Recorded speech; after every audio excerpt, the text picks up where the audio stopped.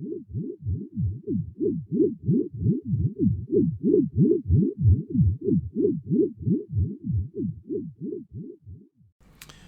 lovelies.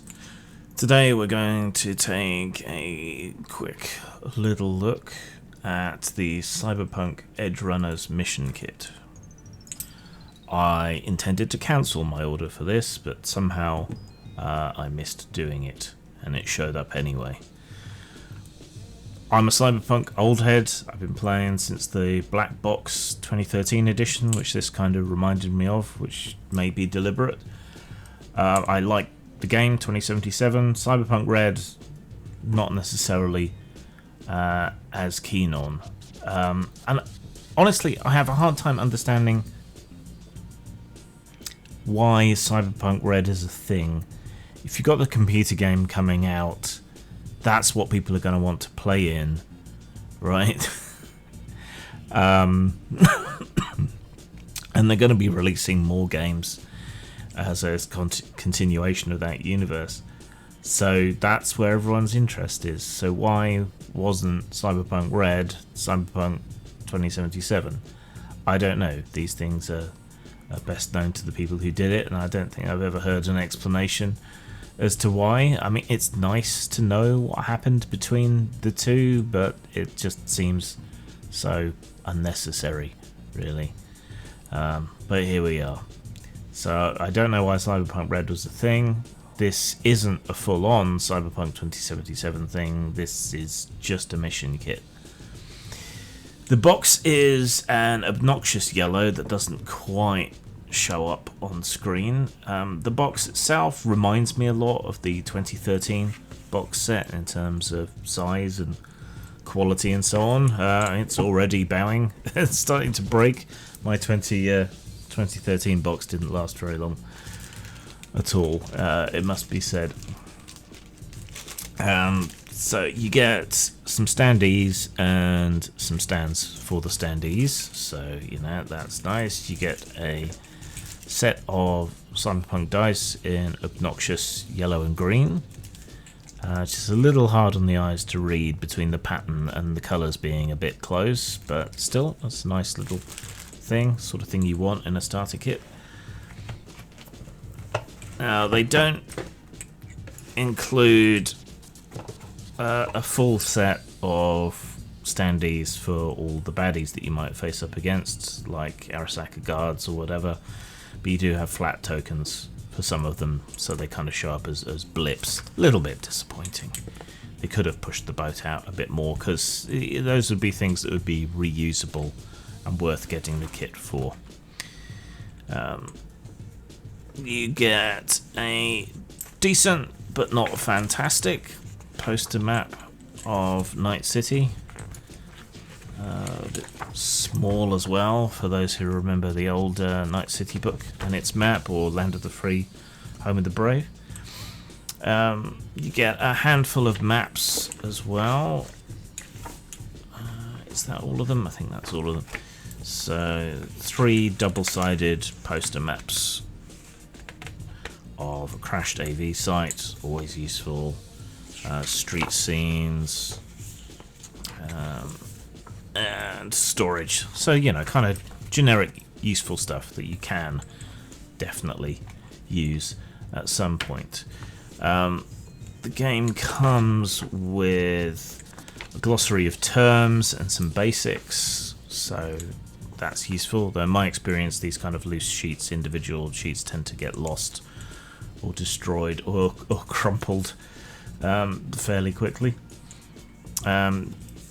You get a bunch of pre-gened characters on their own foldouts, and the foldouts explain the basic rules and the pertinent rules to each character. Each character is illustrated in a kind of simplistic quasi-anime style that doesn't particularly live up to either the series or to a lot of the art in, for example, the Spanish edition of Cyberpunk 2020. So, I don't know, anime I can forgive because it still looks fairly mature and adult in subject. Most of these ones, not so much. I don't think they stand up to the animation quality even necessarily, which is unfortunate. Comes with 3 booklets, which is another hark back to the 2013 edition, which I don't mind. You get the mission kit, the mission, the jacket, the rule book, and the Edgerunners handbook. Same way in the 2013 edition, you were split between 3 different books. So, rules wise, how is it different? Smart weapons are now a bit more like those in the game, so they kind of home in a bit like those in Cyber Generation, if you remember Cyber Generation. But basically they get a reroll, almost a second attack, using their own default sort of skill level. So if you miss a target by 5 or less margin, then you can reroll as if you had a stat plus skill of 14. Seems okay. Possibly the smart weapons are a little too good, because that's 7 and 7, and a 10 stat in the new system that's a lot. 10s used to be relatively common in 2013, 2020. The scale has been knocked down by 1 or 2 points, I'd say, in Cyberpunk Red. So having stat plus skill of 14 on the smart weapon seems a bit high to me. So you might want to adjust that. It has slightly modified rules for auto fire and shotguns, I think, and those kind of rules are for auto fire and spread weapons are the grapple rules equivalent of modern and SF games. They're never really particularly satisfying, and such is the case here as well. If you're spraying away, whether you're spraying away with a high caliber firearm or a low caliber firearm, you're doing the same damage, which doesn't sit right. They've incorporated rules for power and tech weapons from the computer game, but given that they've gotten rid of so much detail in weapons, it's hard to rationalize why those weapons would necessarily be different and individual in and of themselves, because they've genericized everything so much in the basic rules, whereas in something like 2020, weapons had more statistics and had more gradation, different dice types, things like that. You don't get that here. When there are particular special, almost named weapons, then they tend to have their own special rules, which is a clumsy way of doing things and something that slows down play quite an amount. Now in the computer game Netrunners, it's more about what you can do there and then, on site, quick hacking people's cybernetics and local cameras and so on.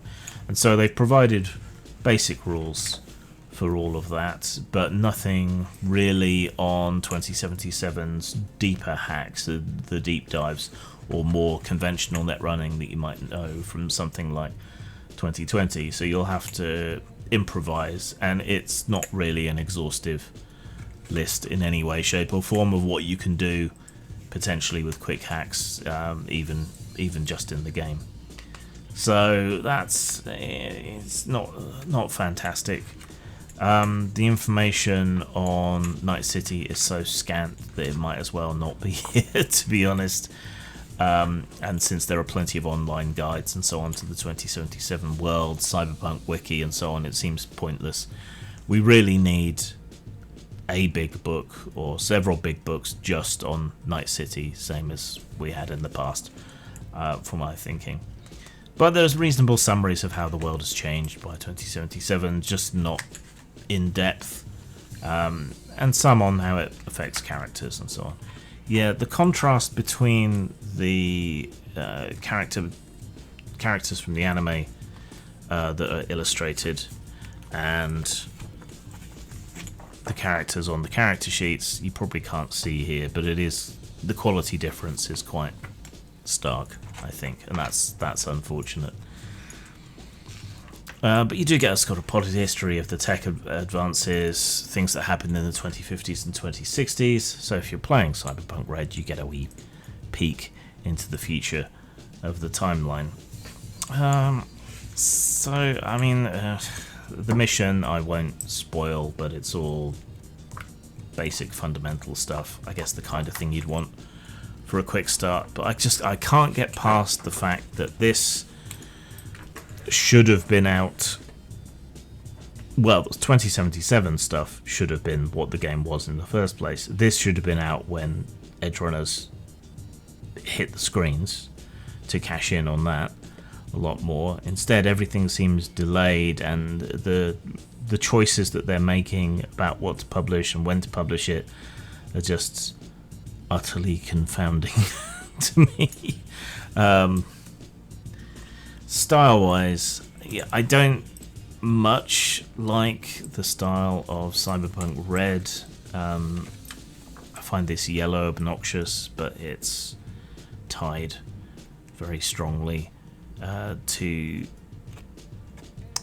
the show, so it's understandable and forgivable. I don't think the art is good enough for what they have here. And to be honest, I don't particularly see the point of this product in the void that exists where there is no Cyberpunk 2077 setting. Now, apparently it's coming, but was this really a necessary product? Like I say, I meant to stop my order, but apparently waited too long, so they got my money, unfortunately. But is it worth it?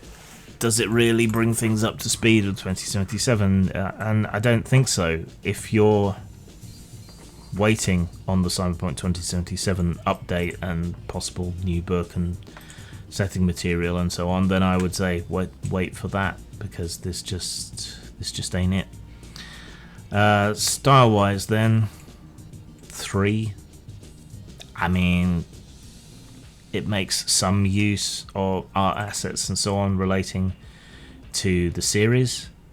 I'm hoping they'll make use of some art assets related to the game and so on when they do 2077. It seems a pity to waste all that concept art and so on that I've got in the Cyberpunk concept art books and so on. Makes sense to reuse that or to use some of the same artists, just budgetarily, if nothing else.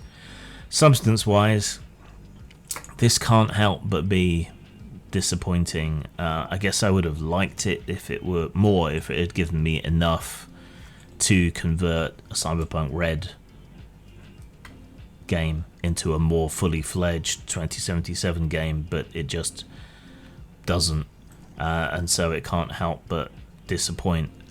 Useful maybe for a demo game at a convention, something like that, but for me, just a disappointment all round.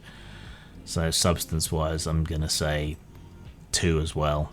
They could have included more without compromising a future 2077 main book. It would have been nice to have this as like a bootstrap kit for your Cyberpunk Red campaign and books to get them ready for 2077, but it just isn't. So style 3, substance 2, 5 out of 10, 2.5 out of 5. So average or below average, depending on how you want to grade it. Personally, I would wait for the full-on 2077 source books. Zang.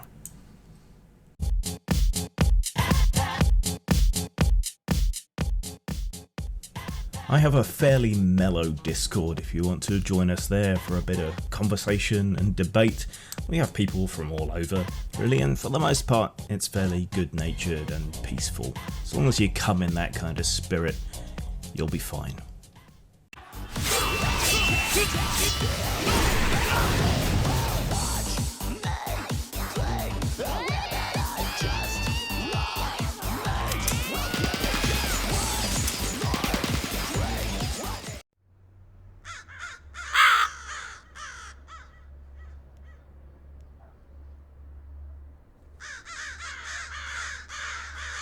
And this is not a time to be dismayed. This is punk rock time. This is what Joe Strummer trained you for. It is now time to go. You're a good person. That means more now than ever.